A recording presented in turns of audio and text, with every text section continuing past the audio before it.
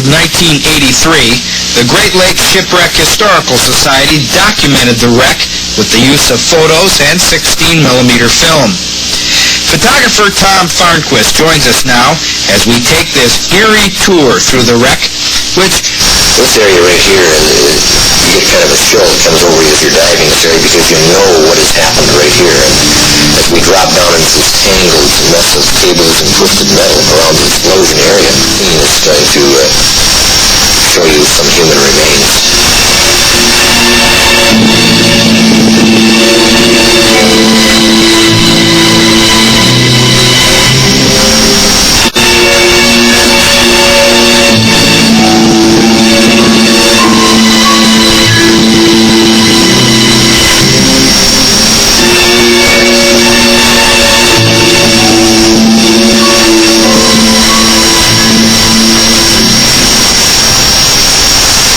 Looks like a leg bone action, so... That's correct.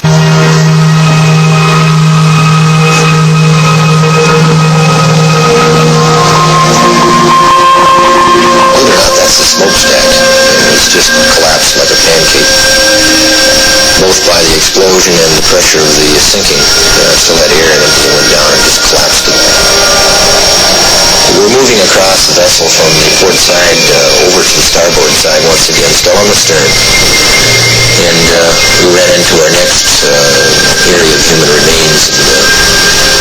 And if you watch carefully, Gary is going to start fanning something on the deck here. And what he's fanning was something quite alarming. We found the lower jawbone kind of welded to the deck from rust. And somewhat overexposed, but I think you can make it out. It must have been a young man because of all the teeth were there, and they were all snow white. There was one cavity, close examination. But we were in the area again of the tragedy. That's the rest of that victim.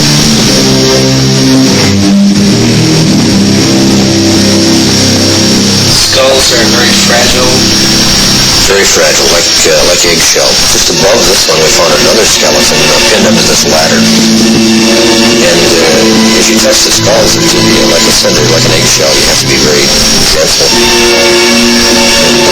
And just carefully put them back in the same place they were. We had no desire, of course, to remove any bones from the wreck, besides being immoral for us. It didn't have bones from the wreck, besides being immoral for us. It didn't have to be illegal.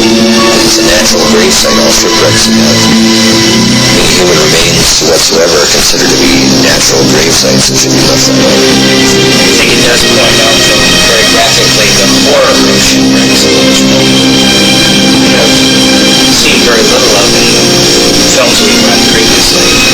Yeah, there's kind of a romantic attachment to shipwrecks, which of course is going to happen over time, but this particular shipwreck does dramatize the fact that shipwrecks did claim lives, and they're not the most beautiful ghostly silhouettes that you visualize in some of your readings and so on of shipwrecks, due to the fact that we found something very unique. And as I approached Gary, Gary is picking up a wedding band at the end of the left arm bone of the skeleton, and it was lying right amongst the finger bones. And the gold is as shiny then when we picked it up as the day it, of course, the person was probably wearing it. Looks somewhat distorted underwater. That is a wedding ring. That's correct. We will next go to the year 2005 and look at a display in the Shipwreck Museum of the ring removed from human remains by the Great Lakes Shipwreck Historical Society. A lot of these names appear on the DNR report, and I'm specifically looking for a gold wedding band. Let's see, would that be right here? Sure enough, there it is.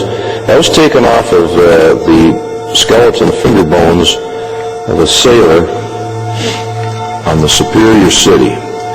And that act of desecration was actually part of a film that was done, a documentary by Mr. Farnquist and the Society called Graveyard of the Great Lakes. Narrated by Larry Elliott, it won an Emmy Award